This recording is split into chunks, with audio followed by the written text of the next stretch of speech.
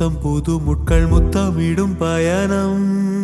கூட கைப்பிடித்து நானும் நடக்கையில் இன்னும் என்ன சலனம். நினைவுள்ள வரை நெஞ்சில் கனப்பது கண்ணில் வந்து மிதக்கும்.